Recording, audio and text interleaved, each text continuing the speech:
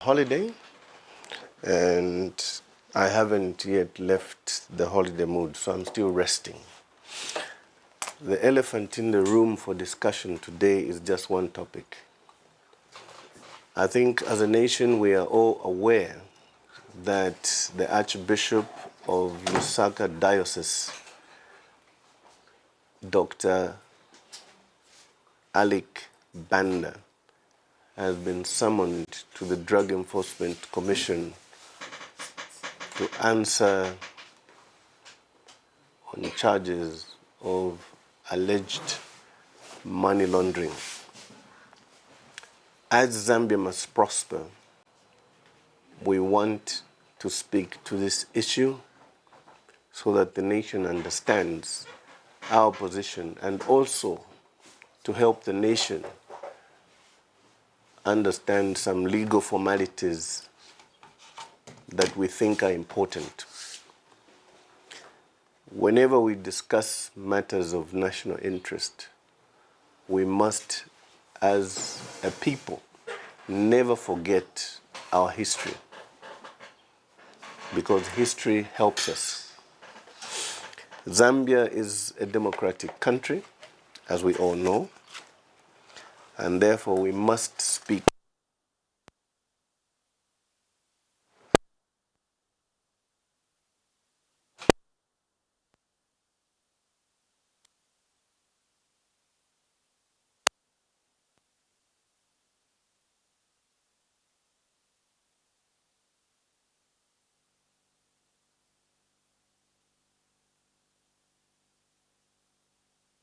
Democracy is as important as the scriptures and as modern as our constitution. Democracy is anchored on the pillars of the rule of law, good governance, moral justice, economic justice, and legal justice. Democracy was developed as a reaction against autocratic dictatorial leaderships, against the kings and the monarchs in the olden days. Democracy is a system of governance that allows citizens of legal age to participate in choosing a country's leadership. Democracy is about people being involved in exercising rights, freedoms, and obligations, duties that are given to them by the constitution of the country, and not a leader. Democratic leadership is about inspiring an electorate and not manipulating the same. Democratic leadership is not about control or power. It is about service to the people with a duty of care. But a democratic leader must always have a vision, and a democratic leader, so-called, must at all times exercise discernment, especially in guiding national matters. Therefore, we as Zambia must prosper ask that any leader who wants to lead this country must do so with a good heart. Unfortunately, we don't have such a leader today. Let me explain a few things about how government is run, so that you understand why certain things are important and why we as Zambia Must Prosper have decided to address this issue. Government protocols on the arrests of senior party government officials, for example, ministers or permanent secretaries, demands that the president must be informed before a minister or a permanent secretary can be arrested or questioned by any law enforcement agency. Previously, when government was being run in the First Republic and Second Republic, government institutions normally would report the Secretary of the Cabinet. so that the executive arm of government is removed from what is being done. However, you members of the press will recall that during the UPND regime, a law was passed not too long ago when all institutions of law enforcement were put under State House. You will remember that. So today, whenever you see the Police Act, Drug Enforcement Act, ACC Act, it is with the direct participation of State House. Do not be cheated. This summon to the Archbishop is a direct instruction from State House, or at least State House is aware, because that is the law now. You will recall in days gone that sometimes ministers in the PF or in the MMD will be summoned and the president will say, I don't sanction such because I was not informed. This is because the executive was moved away from such things. Church history is also important at this stage. And here I'll speak as a lawyer so that we understand each other. Because we must always learn to educate each other as a people.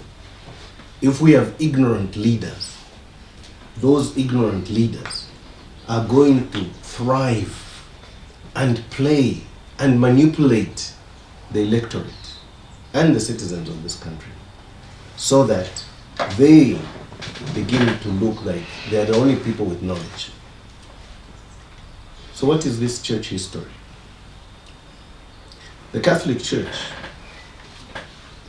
is built on principles. The Catholic Church is built on moral principles. And it guides its bishops, archbishops, including the Pope, about how it is going to relate to receiving donations, be they in monetary terms or in property. To rise to the position of Archbishop, such a person is a direct appointment from the Vatican. The Vatican is a country run by the Pope. It's a country. In Zambia, we have 3 archdioceses: Lusaka, Kasama, and Ndola. Ask any Catholic, they know that. These archbishops report directly to the Pope in Rome,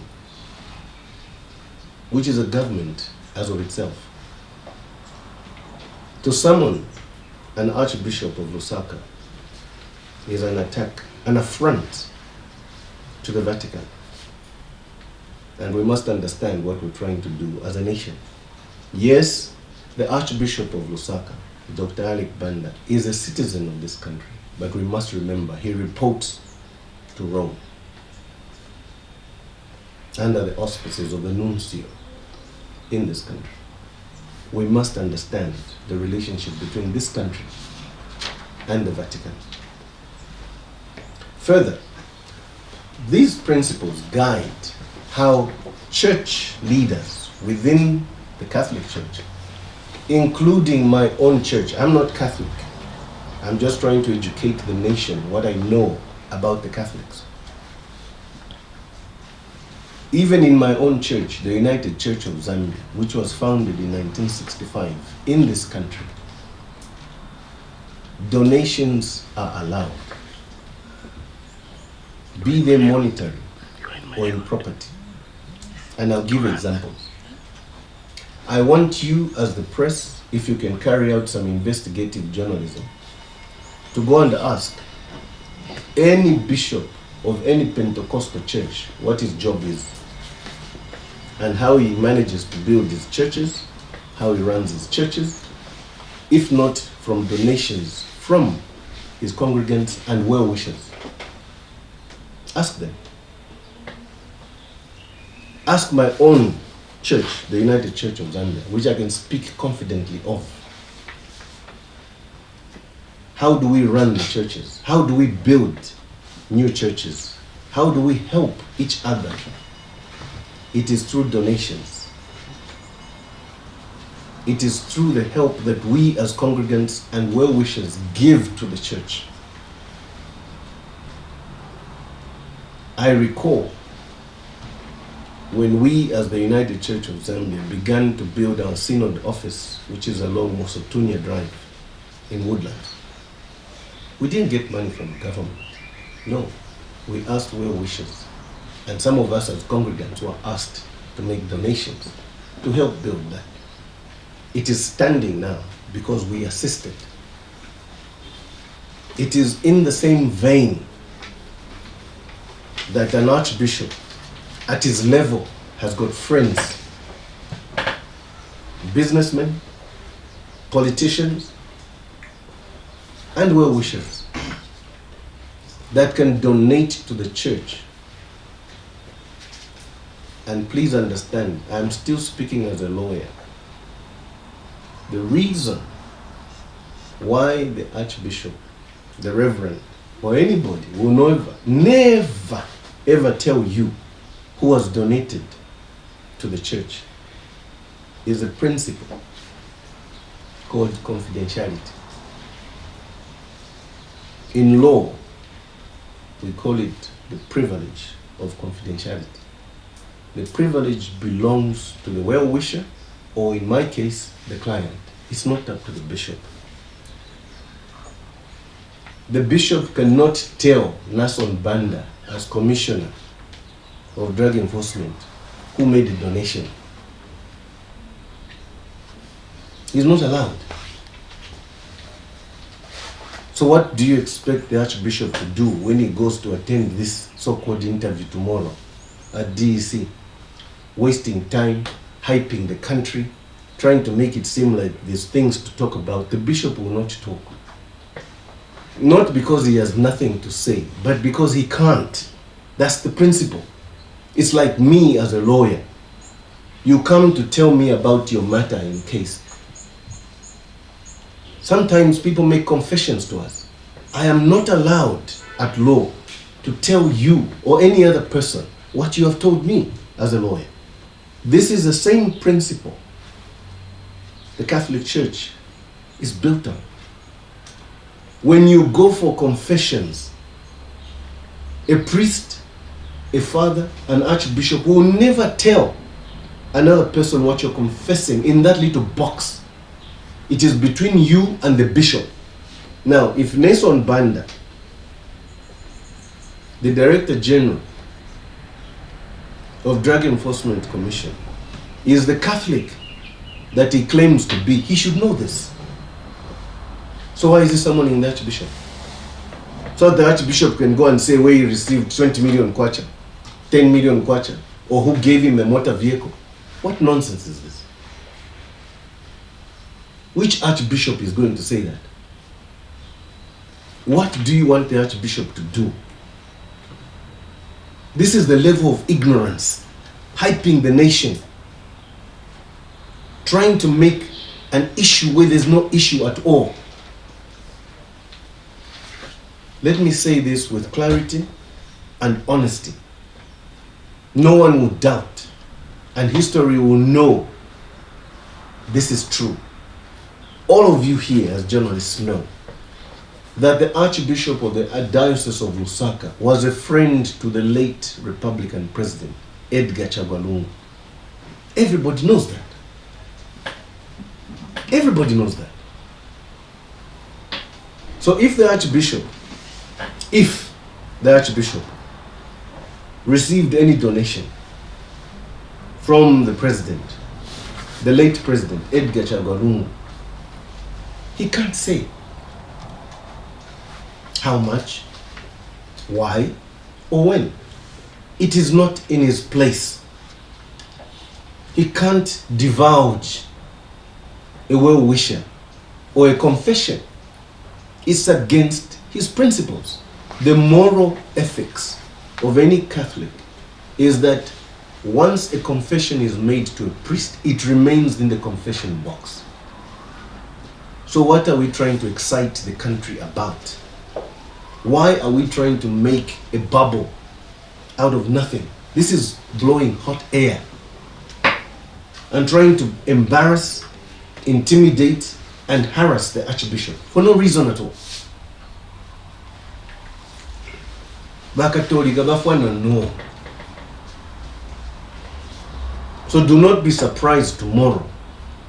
Nason Banda, you're a Catholic, you know that. If the Archbishop says he's exercising his right of silence, do not be surprised, because he can't speak. Not because he has nothing to say, but he can't speak. That doesn't make him guilty.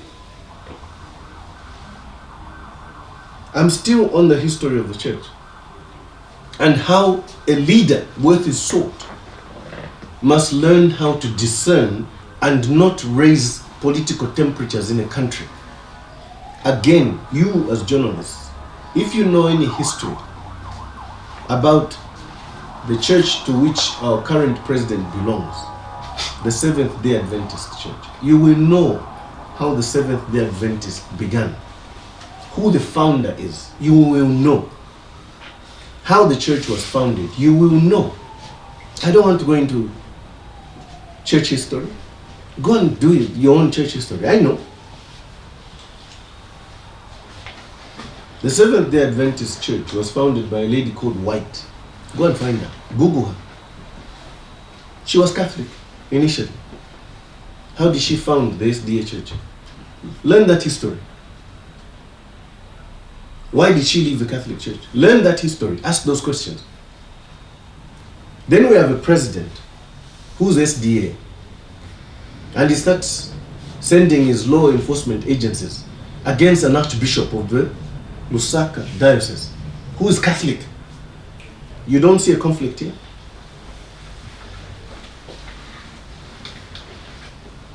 The president of this country must not raise temperatures where they are not supposed to be raised. He mustn't make it look like two churches are fighting each other, because he has his own ulterior motives. This is important for us to mention and bring it out here, because you as journalists must ask these hard questions. Whenever you see the president, ask him. Because death now is under him. That's the law he put up. Moral ignorance is a very dangerous concept for a leader. The lack of discernment is a very dangerous concept for a leader. And unfortunately, our president is suffering from that disease right now.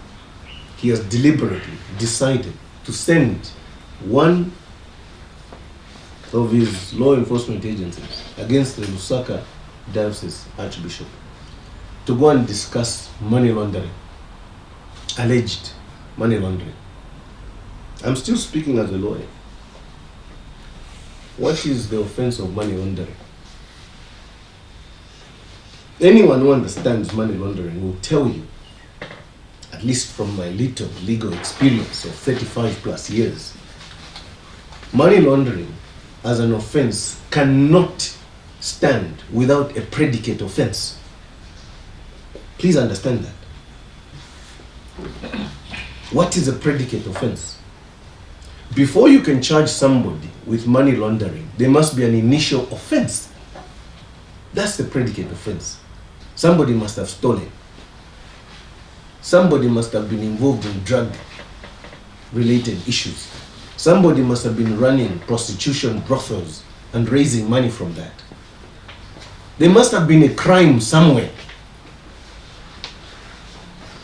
And then the money that comes out of that illicit trade is now going to be laundered through the banks to make it legit. Is that what you're accusing the Archbishop of? That the Archbishop was involved in some offense somewhere? That he stole money from somewhere? That the Archbishop is involved in drugs? That the Archbishop is running a brothel? Is that what we're trying to say to the country? Because that's what money laundering is. There must be a predicate offense before you come to money laundering. So what is that predicate offense? Mula ndunshi bashikofu bapangire back to twise kuli money laundering. That's the question you should be asking. Nason Banda is a very experienced law enforcement officer. He's now commissioner at DEC. He should know this. If, for example, there is an allegation that money was stolen from somewhere and it was donated to the church, is the allegation that the Archbishop was part of the theft, or he just received some donation? Pillar ama offerings, you journalists, fellow citizens, when you take your tithe to the church, does the church ask you where you get your money from? Which church, reverend, priest, bishop, archbishop is going to ask you? They just receive. These are innocent end users. We've got bishops who are Pentecostals here in this country. Go and ask them how they built their churches. Which business did they run? It was well wishers. Ask them. What is the difference with the Catholic Church? Donations by themselves are received by the church because this is within the ambit of the church. It is to receive and help abalanda, the poorest of the poor. Now let me talk about these donations so that I bring it home to the president of this country. I know, I have told you here, I am UCZ. I know that we recently had a celebration in Kabwe. It was a silver jubilee, I think, for the UCZ. The president went there. Didn't he make a donation? Didn't HAKAINDE HICHILEMA make a donation to my church, the UCZ? I'm asking you, go and ask him. So now we must go and arrest my bishop at the synod and say, no, you have received money from HAKAINDE HICHILEMA. Didn't HAKAINDE HICHILEMA make a donation to the Diocese of Livingstone of the Catholic Church where he donated 18 cattle? He's been doing this himself. He has also donated to other dioceses and other Catholic churches. Some of them have even refused this donation. Are we supposed to say, now, before you make this donation, HAKAINDE HICHILEMA, where did you get it from? The bishops, the reverends, and the priests are just receivers. They can't start asking a congregant, how do we relate to each other? Why are we forgetting who we are as a people? And we, members of the press, let us try to keep the educational side running, not just to inform our people, but reminding us of the history. Our current president has made donations even to the SDA, his own church, I am aware.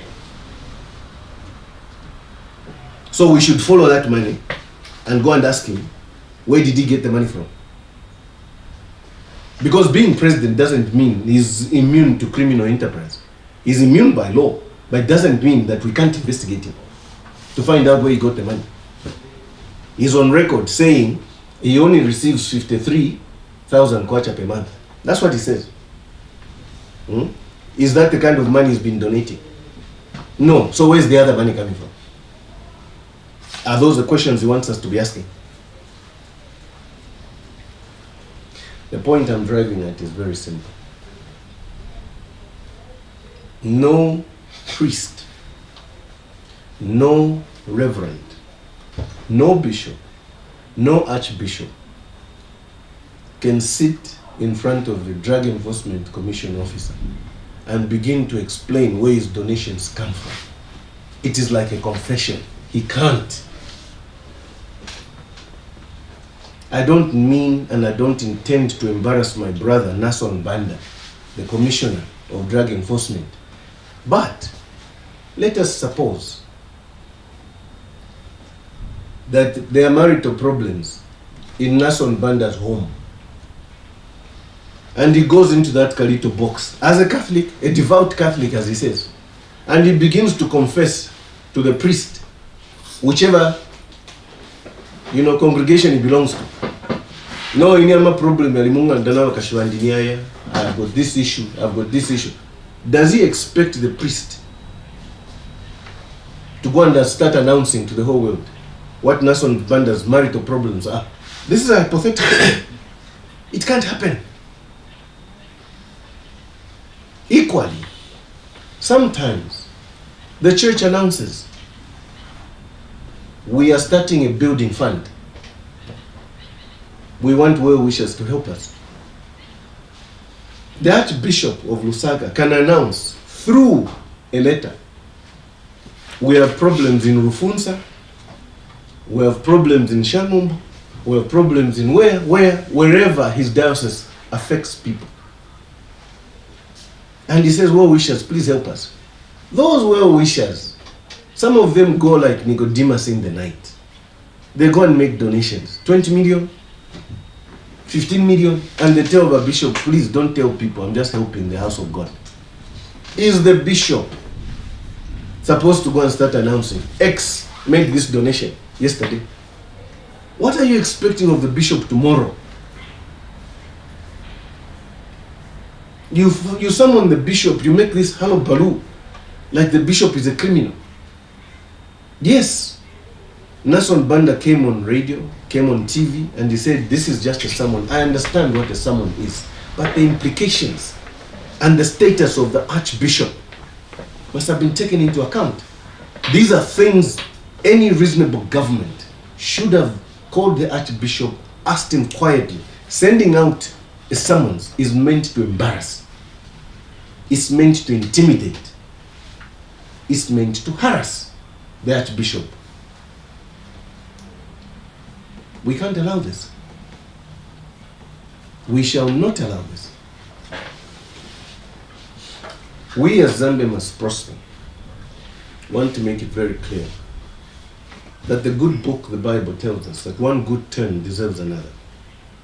Again, historically, in July 2017, you members of the press will recall that 3 bishops informed the then president of this country, Edgar Chagwa Lungu, that they were going to visit HAKAINDE HICHILEMA when he was detained in Mukobeko. And they went to Mukobeko to visit him. 3 archbishops. One of them is the Dr. Alik Banda. They went to Mukobeko when HAKAINDE was in Mukobeko. Even against the friendship that Dr. Alik Banda had with Edgar Chagwa Lungu, they went to Mukobeko to see HAKAINDE HICHILEMA. Has he forgotten? Has he forgotten? Go and ask him. They went there. They went to speak for him.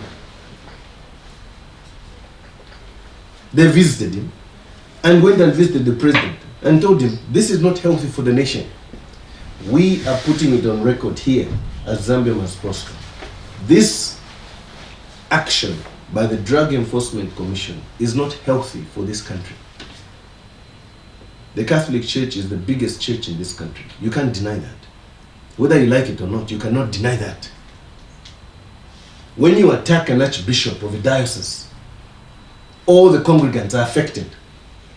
So when you see a mob at deck tomorrow, don't bring out your guns and start firing and shooting children, people, because you've asked for this. They will lead a mob there to go and support their archbishop because they're affected. He is their shepherd, they are the flock. And the good book tells us, my shepherd know my voice. I have seen a notice from the Vicar General now addressing all the congregants. Attend Mass tomorrow morning, then march to drug enforcement to go and support the Archbishop. You can't stop them. These are the same tricks you HAKAINDE HICHILEMA played when you were in opposition. Wale imiaba na wabeni, wale kukonka police force headquarters. Don't stop anybody. Let them come to support their bishop. This is what you want. My prayer is that this does not descend into anarchy, lawlessness, so that you begin to think of, no, I am going against an election, therefore we must be thinking of a state of emergency. August is coming. Tick, tick, tick, tick, tick, tick. Inkoloko ireenda. Tampokulonga boy. August is coming. And we're going to decampaign you properly. So don't use this gimmick of trying to create tension in the country and then trying to run into a state of emergency. There's nothing wrong here. My last point is this.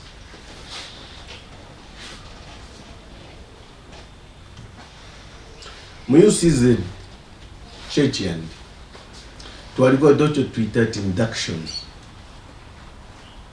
When a reverend is moved from one church to another congregation, he moves minuenkutwa empty-handed. The congregation yokwaleya pakumupokerela. They must buy him furniture, fridge, stove, impoto, and make him feel welcome. And well-wishers like some of us who are seniors in the church as the Men's Christian Fellowship, we go and make donations in monetary terms to help that reverend settle. Are you going to come and start accusing me of money laundering because I've made a donation to my church? Because this is where it's going.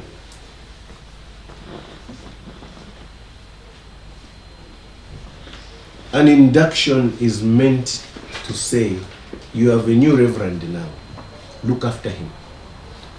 But let me take it a bit deeper. Movie Tente, as sections, we are mandated as Christians to look after our reverends. There is a basket weekly. Each section is given a mandate, feed the reverend. Inch to akwa reverend nish, kupepesha, kufia, no kushika. So where do you think he gets his money from? It's from us. So we as section members, we put up a basket. We buy him the mini meal, we buy him the sugar, but we also give him a token for his pocket. Does he have to ask me each time I'm making a donation?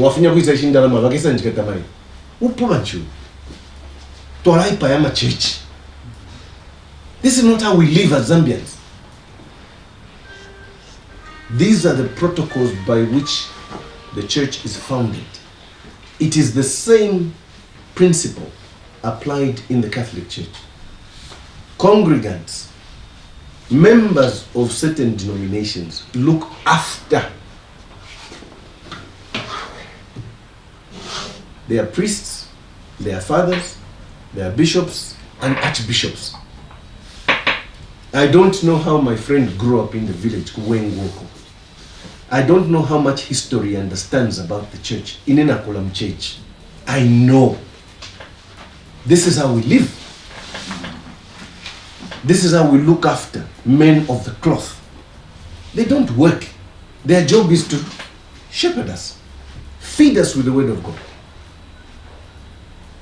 Doesn't it strike you as odd that our reverend, our father, and our priest, they still retain their sanity? When in one day, uruchelo kuti akwate chiriro.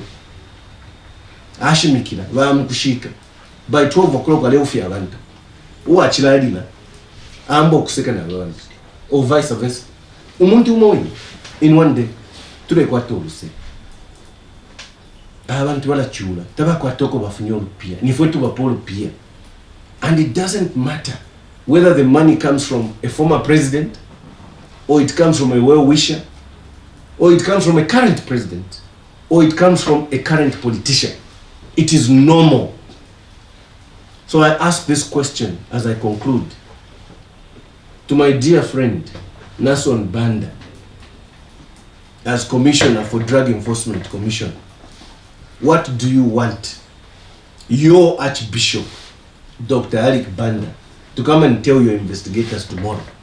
You who claims to be a devout Catholic, what do you want him to come and say? You want him to come and start confessing to your officers? Why didn't you yourself just get up, Nason Banda, go and speak to your Archbishop in private and report to the president? This is the statement the Archbishop has given. Do we need this drama? To the bottom change. Archbishop Chifuru Chikalambasani, in the church and in the country. And we must not create tension in the country unnecessarily. So for me, speaking on behalf of Zambia Must Prosper, we are giving our unequivocal support to the Archbishop. The principles of the church must be respected, and the principles of our morality as a people, as Christians, must remain untainted. It doesn't matter what the president thinks or feels. The Archbishop has done nothing wrong. Lesa Mupale, enjoy your holidays. I am still on vacation. I know some of you have been calling for interviews. I am still resting. And as you can hear, my voice is cracked. The other day, my children brought grandchildren home with their wives. I drank a bit of cold drinks, so she will not eat it. But on this particular topic, I wanted to make this statement, and I will not take any questions. I thank you. There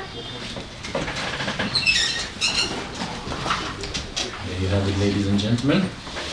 Thank you very much for your time, for your patience, and we look forward to meeting you again soon. Enjoy the rest of your day.